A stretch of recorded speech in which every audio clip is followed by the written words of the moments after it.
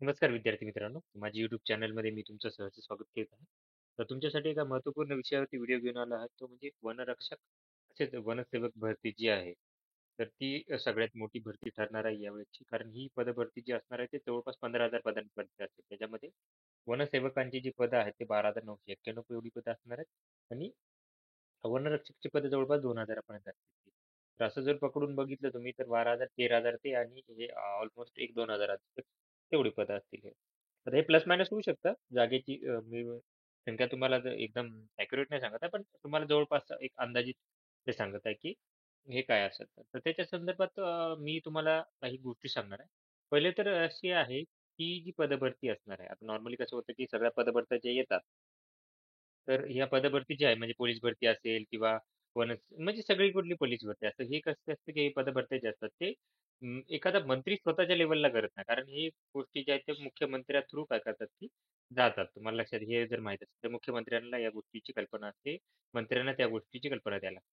आता जर जशी मी माहिती काढलेली आहे, त्याच्यानुसार जर बघितलं तर एक काही दिवसापूर्वीच एक बैठक झाली होती, ते 2 दिवसापूर्वी. तर त्याच्यामध्ये मुख्यमंत्री आणि तसेच जे वनमंत्री जे आहेत गणेश नाईक साहेब यांच्यासोबत काय झालं की बैठक झाली होती.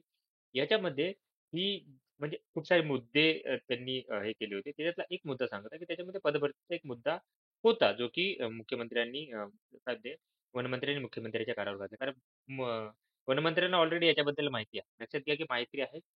गोष्टी ज्या आहेत त्या प्रशासकीय स्तरावरती सुरू आहेत. लक्षात घ्या की प्रशासकीय स्तरावरती गॅसची गोष्टी सुरू आहेत. नंतर एक मीटिंग झाली होती. तुम्ही बघू शकता मीटिंग झाली होती. ते प्रतिकात्मक फोटो आहे. ॲक्चुअल मीटिंगचा नाही, प्रतिकात्मक फोटो आहे हा. त्या मीटिंगचा नाही पण मीटिंगचा फोटो आहे हा.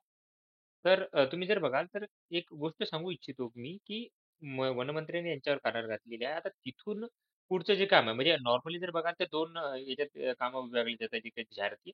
एक प्रशासकीय स्तरावरती जे म्हणजे की अधिकारी लोकं करतात आणि दुसरं जे आहे ते राजकीय स्तरावर. आता राजकीय जर बघितलं तुम्ही तर तिथे जर बघितलं तर राजकीय स्तरावरती याची हो आहे सध्या तरी या गोष्टीला हो आहे. पण पदभरती काढण्यासाठी हो आहे, पण कधी काढायची याच्यासाठी आय थिंक मला वाटतं की यांची हे चालू आहे की कधी काढायचं, कधी जाहिरात प्रसिद्ध करायची. त्याच्या संदर्भात ना हो, ना हो चालू आहे. प्रशासकीय स्तरावर जर बघितलं तर काम जे आहे ते एकदम चांगल्या प्रकारे सुरू आहे. कारण प्रशासकीय स्तरावरती काही ओळखी आहेत त्याच्यावरनं मी माहिती काढलेली आहे ही, की आता आपल्याला अजून एक काम करायचं आहे. आता हे तर चालत होईल. आता हे कधीपर्यंत येईल याची आपण सांगू शकत नाही. पण आपला हे प्रयत्न राहील, की ही जी जाहिरात आहे ती जुलैमध्ये एक पहिल्या ते दुसऱ्या आठवड्यामध्ये आली पाहिजे याच्यासाठी आपले प्रयत्न करत आहोत. कारण की जर एम-पी-एस-सीकडे जाहिरात जर गेली, तर नुकसान काहीच नाही लक्षात घ्या. तर जो उशीर जो आहे तो खूप लागणार. लक्षात घ्या एम-पी-एस-सीला आताचेच बघा group A, group B, group सीचे जे आहेत राज्यसेवा असेल, कंबाईन असेल किंवा कंबाईन ग्रुप बी आणि ग्रुप सी याच्यामध्येच एवढे वेळ लागतात त्यांचे. वर्ष-वर्ष, 2-2 वर्ष यांच्या काय करतात, की नियुक्त्या दिल्या जात नाही. भले परीक्षा घेतली, परीक्षा घेतल्यानंतर त्याच्यावर केस टाकणे वेगळं. आता माझा एवढा प्रयत्न राहील, की एम-पी-एस-सीकडे गेल्यानंतर तुमचा वेळ जाणार आहे आणि एम-पी-एस-सीकडे गेल्यानंतर ना जी वाढ आहे, या गोष्टी आहेत त्या काय करतील भेटणार नाही. त्यामुळे जेवढ्या लवकर जाहिरात निघेल, तेवढं आपल्यासाठी काय की चांगलं. आता यासाठी काय करायचं आहे, जे 30 तारखेपासून जे अधिवेशन आहे, त्याच्यामध्ये आपल्याला काय करायचं, की हे निवेदन द्यायचं. आता मी निवेदन काय केलं तुमच्यासाठी बनवून ठेवलेलं आहे. हे तुम्हाला माझ्या टेलिग्राम चॅनलवरती देऊन देईन. आता याच्यामध्ये बघा, हे मंत्रीला सांगितलं मंत्री आहेत जे गणेश नाईक वनमंत्री आहेत त्यांना सांगितलेलं आहे. त्याच्यामध्ये वनरक्षकची 2,000 पदं आणि 12,000 991 ही जी आहे ती वनसेवकाची पदं आहेत. तर याच्या अंतर्गत जी हे आहे पदभरती, ती लवकरात लवकर काय करेल, की जाहिरात घ्यावी असं हे सांगत आहे. लक्षात घ्या, की असं की याच्यात सांगितलेलं आहे. जास्त गोष्टी लिहिलेल्या नाहीत मी.